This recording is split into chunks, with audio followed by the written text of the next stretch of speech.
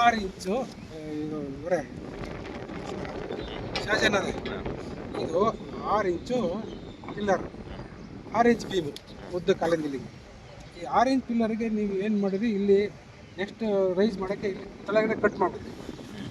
ಏನು ಮಾಡಿದ್ರಿ ಹೇಳಿ, ಅವು ಎಂತೆಂಥ ರಾಡೆಲ್ಲ ಎಲ್ಲ ಸೇರಿ ಕಟ್ ಮಾಡಿಬಿಡ್ರಿ. ಈಗ ಕಟ್ ಮಾಡಿದ್ರಲ್ಲ, ಈಗ ನೆಕ್ಸ್ಟ್ ಬಿಲ್ಡಿಂಗ್ ರೈಸ್ ಮಾಡಬೇಕು. ಆ ರಾಡಿಂದ ನೋಡ್ರೆ ಒಂದು ರಾಡ್ ಇಲ್ಲವೇ ಇಲ್ಲ. ಈಗ ಎಷ್ಟು ರಾಡ ಇಲ್ಲಿ 3, ಇಲ್ಲಿ ಎಷ್ಟಿದಾವೆ 3 ಹಾಕ್ತೀವಿ ನಾವು, 2 ಸೈಡಿಂಗ್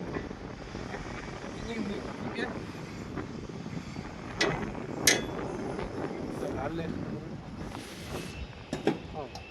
2 ರಾಡಲ್ವಾ, 2 ರಾಡಲ್ವಾ ಹಿಂಗೆ.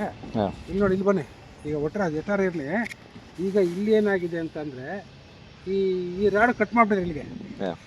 ನೆಕ್ಸ್ಟ್ ನಾವು ಹೋಗ್ಬೇಕಾದ್ರೆ ಏನು ಮಾಡಬೇಕು, ಹಂಗಿದ್ವಿ ಅದು ಆಯಿತಾ.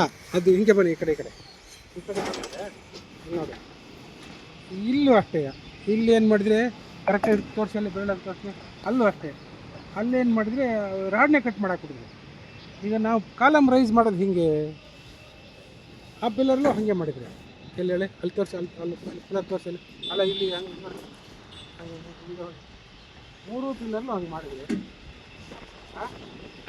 ನೋಡಿ ಇಲ್ಲಿ ಬನ್ನಿ, ಇಲ್ಲೂ ಒಂದು ರಾಡ್ ಕಟ್ ಮಾಡಾಕ್ಬಿಡಿದ್ವಿ.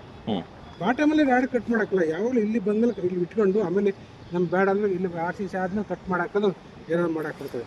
ಈಗ ಕಟ್ ಮಾಡ್ತಾ ಇಲ್ಲ. ಈಗ ನೆಕ್ಸ್ಟ್ ಬಿಲ್ಡಿಂಗ್ ನಾವು ಒಂದು ಶೀಟ್ ಹಾಕ್ಬೇಕಲ್ವಾ, ಶೀಟ್ ಬಿಲ್ಡಿಂಗ್ ಮಾಡಬೇಕು. ಅಕಸ್ಮಾತ್ RCC ಮಾಡಬೇಕು ಅಂತ ಯಾಕೇನು ಮಾಡೋದು, ಇಲ್ಲ ಈಗ ಸೀಟ್ ಹಾಕ್ಬೇಕು ಅಂತ ತೀರ್ಮಾನ ಮಾಡಿದ್ದೀವಿ, ಮಾಡ್ಯಾವ್ರೆ.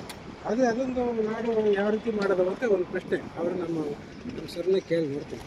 ಕೇಳಿ ನೋಡ್ಬಿಟ್ಟು ನೀವು ಫೋನ್ ಮಾಡಿ. ಅದು ಫೋಟೋ ತೆಗೆದ್ರಲ್ವಾ? ಹಾಂ, ಸರಿ, ಓಕೆ.